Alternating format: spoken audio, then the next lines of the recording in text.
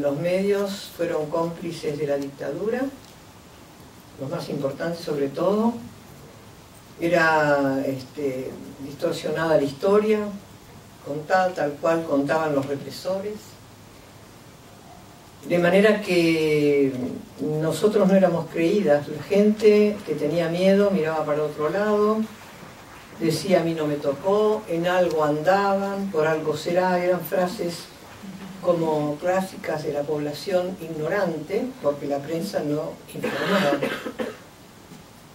Recuerdo solamente en la historia de la institución de abuelas un solo medio, un periódico, Buenos Aires Herald, que era publicado para la población de ese país, o sea, angloparlante, y que era el que abría y decía las verdades en su medio, y los demás no. Cuando queríamos publicar una solicitada era muy costosa, censurada en su texto, y luego teníamos que dejar los nombres de las firmantes con nuestros datos personales, domicilios, etc., lo cual significaba un riesgo enorme porque éramos identificadas, y bueno, venía después la posibilidad de la persecución.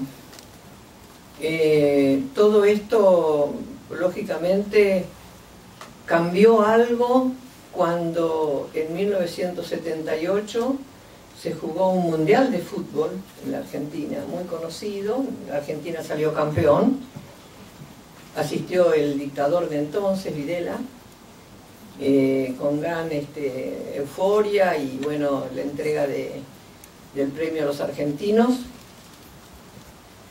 Hubo como un renacer nacionalista de muchos admiradores del fútbol que no sabían quizá lo que pasaba en el país. Nosotros como padres, en vez de festejar, llorábamos, porque justamente sabíamos que cuando los gritos de los goles alegraban a la gente, se apagaban los gritos de los torturados que estaban cerca de ese estadio, y quizá no se sabía. Aprovechamos la prensa extranjera entonces, que vino a visitar el país, nos acercamos, hay documentales que muestran el clamor de las madres, las abuelas, los familiares, para que publiquen y digan en el exterior lo que estaba pasando en nuestro país, como que eran la única esperanza, porque en la Argentina la prensa era cómplice completamente de la dictadura, acompañaba la dictadura, sostenía la dictadura.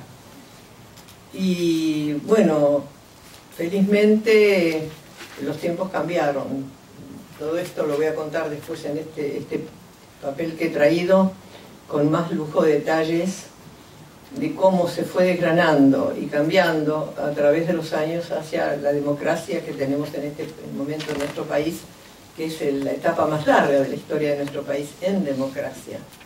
Pero no es fácil, todavía tenemos serios problemas, pero en aquella época era lo peor. ¿Por qué? Porque el dolor estaba fresco, no sabíamos qué hacer, confiábamos en que pudieran publicar algo, y lo que salía era quizá en un hogar donde habían bombardeado las Fuerzas Armadas y de Seguridad, matando a los padres y a los hijitos, decían que se habían abatido 5 subversivos terroristas, y había 3 niños entre ellos, ¿no?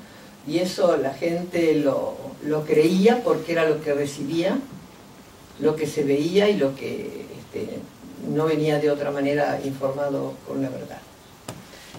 Muchas gracias. Me gustaría retomar esa...